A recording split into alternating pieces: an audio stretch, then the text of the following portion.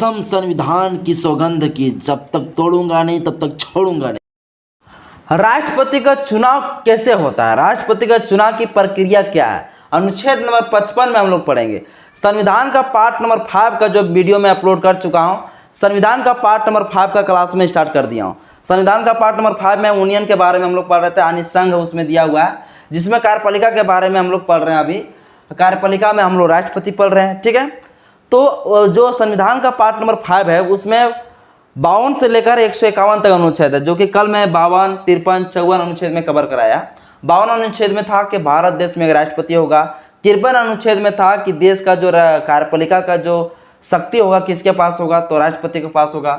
54 अनुच्छेद में था क्या था, तो राष्ट्रपति का चुनाव जो है कौन करेगा, है ना। तो इस तरह से जो है हम लोग 54 अनुच्छेद तक कल पढ़े थे। आज हम लोग जो है राष्ट्रपति का चुनाव कैसे होता है इसके बारे में पढ़ेंगे, जो 55 अनुच्छेद में कहा गया। अनुच्छेद 55 में कहा गया कि राष्ट्रपति का निर्वाचन रीति प्रक्रिया, यानी राष्ट्रपति का निर्वाचन किस प्रक्रिया के तहत होती है, ठीक है ना। चलिए तो हम लोग वीडियो को स्टार्ट करते हैं। देखिए, भारत देश में जो राष्ट्रपति का जो चुनाव होता है वो अप्रत्यक्ष रूप से होता है। अप्रत्यक्ष रूप का मतलब ये हो गया कि डायरेक्ट हम लोग जनता डायरेक्ट जो है राष्ट्रपति को चुनता नहीं, जनता द्वारा जो चुने गए जो प्रतिनिधि होता है वो लोग जो है राष्ट्रपति को चुनता है, ठीक है। जनता के द्वारा चुना गया प्रतिनिधि कौन होगा, तो विधायक होता है, सांसद होता है, यही लोग को किसको चुनता है, तो यही लोग चुनता है जाके मतलब राष्ट्रपति को, ठीक है। तो यह अप्रत्यक्ष रूप से इसका चुनाव होता है, डायरेक्ट जनता इसको चुनता नहीं। राष्ट्रपति को चुनाव लड़ने के लिए मतलब जो है कुछ शर्त होता है, वो शर्त को पूरा करना होगा तब जो राष्ट्रपति का चुनाव लड़ सकता है, वरना कोई भी चुनाव लड़ सकता है, ठीक है। सबसे पहले 35 वर्ष होना चाहिए चुनाव लड़ने के लिए। पागल नहीं होना चाहिए, पागल रहेगा तो राष्ट्रपति का चुनाव भैया देश को बेच देगा यार, कुछ नहीं कर पाएगा ना। संविधान का सबसे बड़ा पद में होता है राष्ट्रपति, है ना। पता चलेगा राष्ट्रपति जो संविधान के सब पेज पे फाड़ के बैठ गया है। तो पागल नहीं होना चाहिए, दिवालिया नहीं होना चाहिए, यानी कि कर्ज वाला आदमी नहीं होना चाहिए भाई, ठीक है ना। इसके बाद सरकारी लाभ, सरकारी लाभ में जो है कोई भी ऐसा व्यक्ति जो राष्ट्रपति का चुनाव लड़ने वाले हैं वह व्यक्ति सरकारी लाभ में नहीं होना चाहिए, सरकारी व्यक्ति नहीं होना चाहिए, है ना। यानी कि सरकारी पद में अगर होगा तो वो चुनाव नहीं लड़ पाएगा, ठीक है। अब देखिए, चुनाव में ऐसे डायरेक्ट को खड़ा नहीं हो सकता है। राष्ट्रपति में चुनाव के लिए जो है डायरेक्ट हम कहेंगे हमको खड़ा कर दो, हम खड़ा हो रहे हैं, तो डायरेक्ट को खड़ा नहीं हो सकता। उसके लिए प्रस्तावक चाहिए, क्या चाहिए, 50 प्रस्तावक चाहिए और 50 समर्थक चाहिए। अब भैया प्रस्तावक और समर्थक कौन होता है, तब समर्थक और प्रस्तावक क्या है। देखिए लोकसभा का जो सदस्य होता है वो लोकसभा के सदस्य 50 लोग ऐसे होते हैं जो 50 सदस्य सोचते हैं कि जो है यही व्यक्ति को राष्ट्रपति बनाया जाए। जो वो व्यक्ति सोचता है ये 50 जो लोकसभा से हो या वो राज्यसभा से हो, ये 50 लोग जो है किसी भी व्यक्ति को खड़ा करता है राष्ट्रपति के लिए। तो ये जो हो गया ये प्रस्तावक कहलाया। अगर वो 50 लोग अगर राष्ट्रपति के लिए किसी को खड़ा नहीं कर रहा है तो कोई अपने से खड़ा नहीं हो सकता है, तो इसको कहते हैं हम लोग प्रस्तावक। कम से कम 50 प्रस्तावक होना चाहिए, चाहे लोकसभा से हो चाहे राज्यसभा से हो। ये 50 प्रस्तावक मिलके क्या करते हैं, राष्ट्रपति को जो है चुनाव के लिए खड़ा करता है। और जब ये राष्ट्रपति के लिए 50 प्रस्तावक यानी 50 सांसद यानी कि 50 जो है एमपी अगर खड़ा कर रहा है प्रस्तावक के लिए, तब 50 अगर पीछे पीछे जो है सहायता करने के लिए होना चाहिए, यानी 50 समर्थक भी होना चाहिए, तब जाके जो है वो राष्ट्रपति के लिए खड़ा हो सकता है। समझ गए। अभी राष्ट्रपति का जो चुनाव हुआ द्रौपदी मुर्मू का, तो इसके लिए क्या हुआ होगा, तो यही हुआ होगा 50 को पहले प्रस्तावक होंगे। जब 50 प्रस्तावक यानी 50 को सांसद या राज्यसभा का सदस्य सोचे होंगे कि जो है द्रौपदी मुर्मू को ही राष्ट्रपति बनाया जाए, है ना, तब 50 प्रस्तावक ये हो गया। अब उसके समर्थक में हो गया भैया 50 ठो, है ना, कि हाँ हाँ चलेगा, वही रहेगा, तो 100 को हो गया। तो 100 को जब इस तरह से हो जाएगा तो समझ लीजिए वही राष्ट्रपति के लिए खड़ा हो जाएगी, ठीक ना। तब जो है 50 को प्रस्तावक 50 को समर्थक होना चाहिए, तब जाके जो है कोई भी राष्ट्रपति का चुनाव लड़ सकता है। अब 50 को समर्थक भैया हम खड़ा हो जाएंगे तो हम कौन चाहिए, बड़ा मंत्री है कि जो बड़ा सांसद मेरे पीछे रहेगा, हाँ, राज्यसभा का सदस्य मेरे पीछे रहेगा, नहीं रहेगा, हाँ, उसके लिए बड़ा मतलब नेतागिरी करना होगा तब जाके खड़ा हो सकता है। यानी कि राष्ट्रपति को खड़ा होने के लिए मतलब इतना भी आसान नहीं है कि मतलब खाली पागल नहीं है, दिवालिया नहीं है, सरकारी लाभ में नहीं है, 35 उम्र हो गया तो लड़ लेंगे, नहीं। यहाँ प्रस्तावक चाहिए 50 ठो, समर्थक चाहिए 50 को, कुल मिला के 100 ठो। ये 100 लोग अगर आपको समर्थन में है, 100 लोग आपको प्रस्तावक में है, समर्थक में है 50 ठो, तब जाके आप खड़ा हो सकते हैं। ठीक है, अब देखिए इसमें कुछ नियम और शर्त रहता है। उस नियम शर्त क्या है देखिए, राष्ट्रपति का पहले देख लीजिए निर्वाचन मंडल क्या होता है। राष्ट्रपति का जो निर्वाचन मंडल जो होता है, जो चुनाव होता है, उससे हम लोग इलेक्टोरल कॉलेज कहते हैं। क्या कहते हैं? इलेक्टोरल कॉलेज कहते हैं। भारत के अंदर जो राष्ट्रपति का जो चुनाव होता है वो अप्रत्यक्ष रूप से होता है, यानी कि जनता डायरेक्ट नहीं चुनता है, जनता के द्वारा जो प्रतिनिधि चुना जाता है, सांसद विधायक, वो लोग चुनता है। ठीक है, चुनाव जो होता है संसद के 2 सदन के द्वारा और जो राज्य का जो विधानसभा होता है उनके द्वारा चुना जाता है। ठीक है ना। अब भैया संसद को क्या करता है? देश के लिए कानून बनाता है। विधानमंडल क्या करता है? तो राज्य के लिए कानून बनाता है। ठीक है ना। तो भारत देश में कुल राज्य कितना है? तो 28 राज्य है। तो 28 राज्य में कुल विधानसभा होता है। क्या होता है? विधानसभा होता है। 6 राज्य में जो है विधान परिषद है। समझ गए? 6 राज्य ऐसा है जहां विधान परिषद भी है और विधानसभा भी है। समझिए, लेकिन राष्ट्रपति को चुनाव में वोट देने के लिए सिर्फ ये विधानसभा चुनाव लड़ता है। ठीक है ना। और ये लोकसभा जाके वोट देता है, राज्यसभा वोट देता है और विधानसभा देता है। यह विधान परिषद वोट नहीं देता है। क्यों नहीं देता? क्योंकि विधान परिषद जो है मात्र 6 राज्य में है। जिस दिन विधान परिषद पूरा 28 राज्य में हो जाएगा तो विधान परिषद का जो सदस्य होंगे वो भी जाकर राष्ट्रपति के लिए वोट देंगे। ठीक है, लेकिन अभी वर्तमान में बोला जाए तो सिर्फ कौन कौन देता है? तो लोकसभा देता है, राज्यसभा का सदस्य देता है और विधानसभा के सदस्य लोग जो है राष्ट्रपति के लिए वोट देता है। ठीक है ना। अब कौन कौन वोट देता है देखिए, भारत का जो लोकसभा होता है और लोकसभा में 545 सदस्य है अभी वर्तमान में। ठीक है, और राज्यसभा में अगर देखा जाए संसद का 2 सदन है कि नहीं, इसको कहा जाता है उच्च सदन, इसको कहा जाता है निम्न सदन। ठीक ना। तो लोकसभा का जो निम्न सदन होता है, लोकसभा आने की जो होता है उसमें 545 सदस्य होता है, यानी 545 तो जो है इसमें कौन होता है? तो सांसद होता है। और 245 जो है अभी वर्तमान में क्या है? तो राज्यसभा के सदस्य है। ठीक है, अब इसमें वोट जो है पूरा 545 लोग ही वोट नहीं देता है, पूरा 245 लोग वोट नहीं देता है। अब कितना लोग वोट देता है? तो 543 लोग ही मात्र वोट देता है। क्यों देता है? 2 व्यक्ति कहां चला गया भाई? तो ये 2 व्यक्ति जो होता है वो राष्ट्रपति खुद से नियुक्ति कर लेता है, यानी खुद से ये मनोनीत कर लेता है। ठीक ना। और ये 2 लोगों को वोट नहीं करता है। ये 2 लोग को जो मनोनीत करता है, ये 2 व्यक्ति कौन होता है? ये 2 व्यक्ति होता है एंग्लो इंडिया। एंग्लो इंडियन कौन होता है? तो एंग्लो इंडियन वो होता है जो भारत देश में कभी जो ब्रिटिश गवर्नमेंट लोग जो यहाँ भारत में जो अंग्रेज लोग रहते थे, वो अंग्रेज का पूर्वज हालांकि खत्म हो गया, लेकिन उसका बेटा बेटी देश में रह रहा है, तो उसके लिए 2 सीट जो है संसद में खाली रखा गया, जिसमें से लोकसभा में 2 सीट खाली है। ये 2 सीट क्या करता है? ये राष्ट्रपति अपने से जो है मनोनीत कर लेता है। तो 2 व्यक्ति जो होता है वह व्यक्ति को जो है वोट देने नहीं देता है, वो डायरेक्ट जो है राष्ट्रपति मनोनीत कर लेता है। यानी जो राष्ट्रपति उसे मनोनीत करता है वो उसका फेवर में ही जाएगा 2 व्यक्ति, यानी कि 2 व्यक्ति का वोट नहीं होता है। ठीक है ना। 543 लोग का ही वोट होता है। ठीक, और राज्यसभा में 245 लोग होते हैं, लेकिन पूरा 245 लोग वोट नहीं देता है, मात्र 233 लोग वोट देता है। ठीक है, अब 12 लोग कहां चला गया भाई?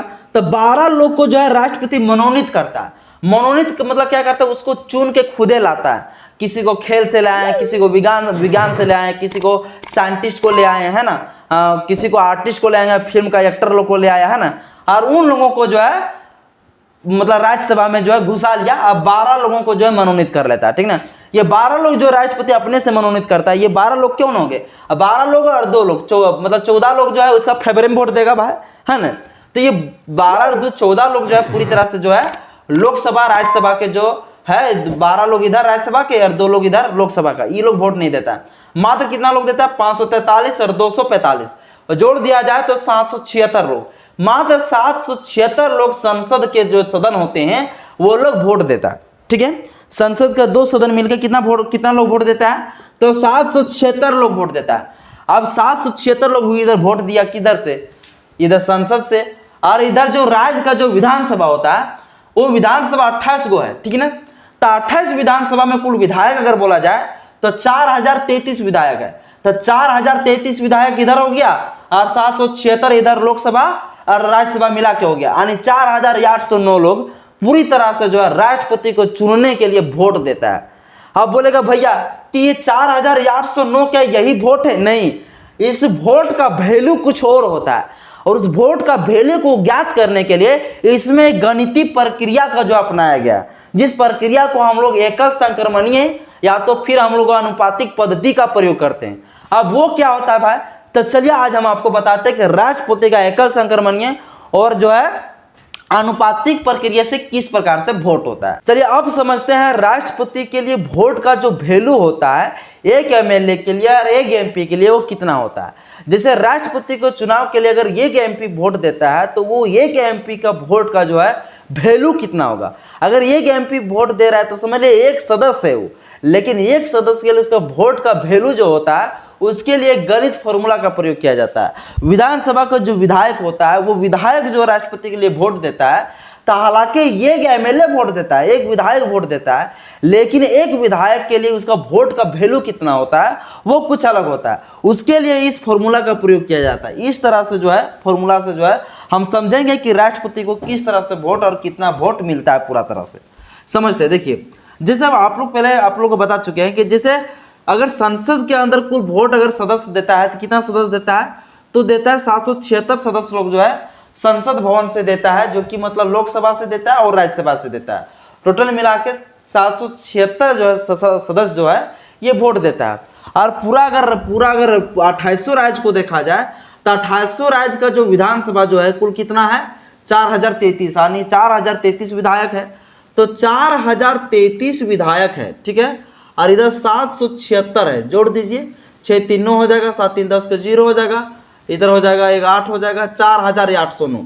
कुल मिला के 4809 लोग मतलब जो है यह राष्ट्रपति को चुनाव के लिए वोट देता है। कहाँ से मिला के, विधानसभा से और लोकसभा से और राज्यसभा से मिला के।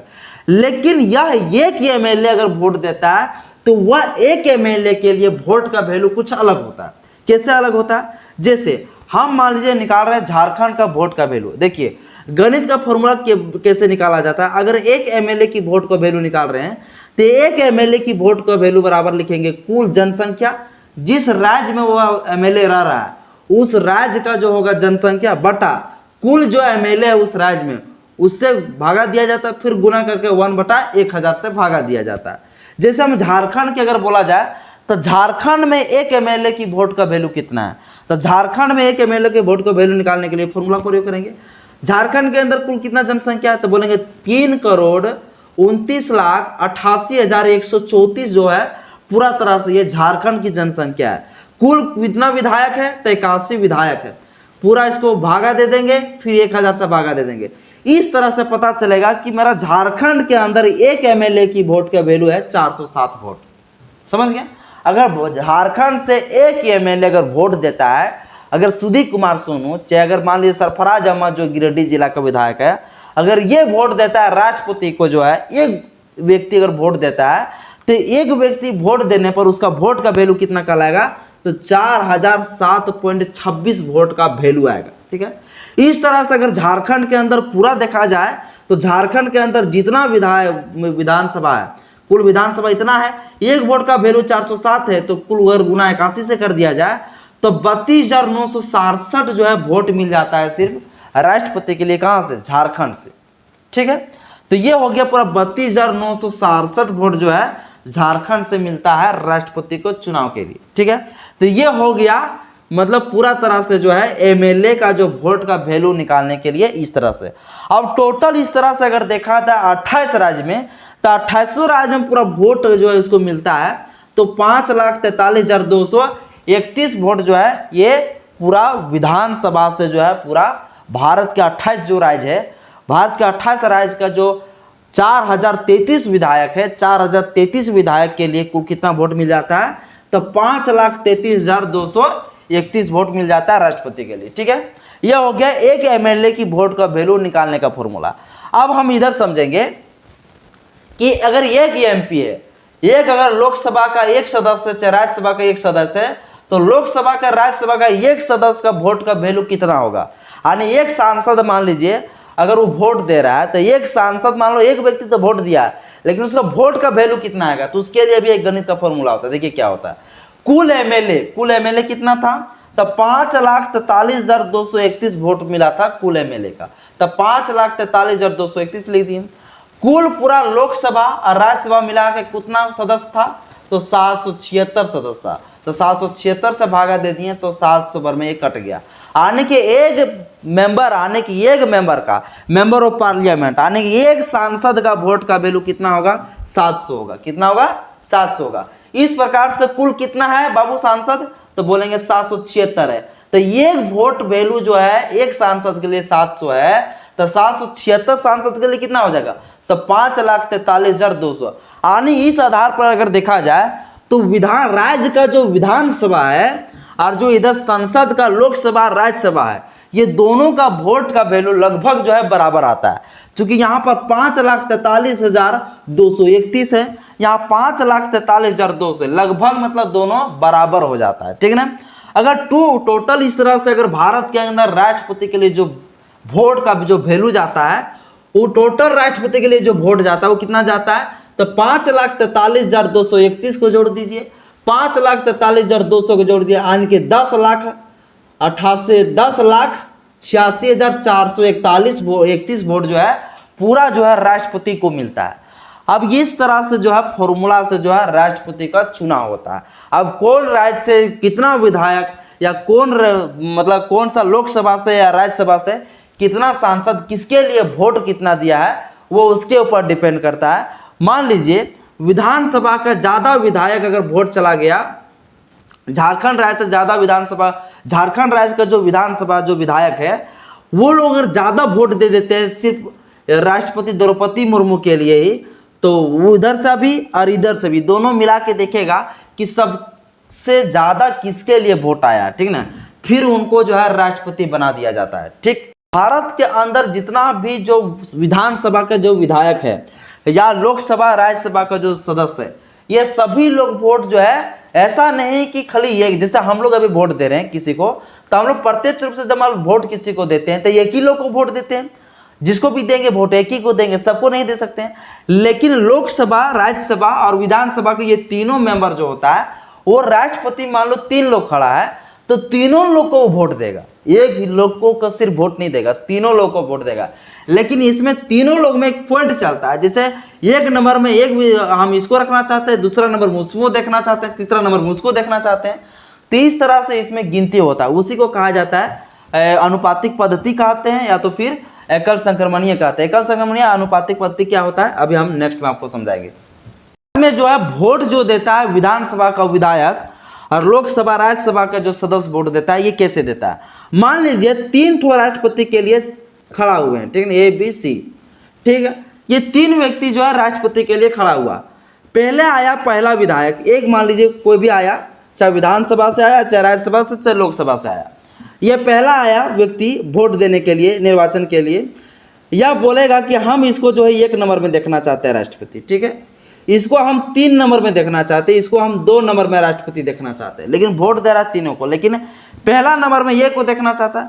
फिर दूसरा विधायक आता है, दूसरा विधायक कहेगा, चाहे दूसरा लोकसभा हो चाहे राज्यसभा का सदस्य हो, वो वोट देगा। अब ये वोट देगा तो बोलेगा नहीं, इसको हम दूसरा नंबर में देखना चाहते हैं, इसको हम जो पहला नंबर में देखना चाहते हैं, इसको जो है हम तीसरा नंबर में देखना चाहते हैं, ठीक है। फिर तीसरा लोग आया वोट देने के लिए, फिर तीसरा लोग वोट देने आया, फिर बोला नहीं हम इसको 1 नंबर में देखना चाहते हैं, इसको हम 2 नंबर में देखना चाहते हैं, इनको हम 3 नंबर में देखना चाहते हैं, ठीक है। फिर चौथा आया वोट देने के लिए, फिर चौथा वोट देने आया, ये बोला कि इसको हम 3 नंबर में रखेंगे, इसको हम 1 नंबर में 2 नंबर में रखेंगे, इसको हम 1 नंबर में रखेंगे, ठीक है।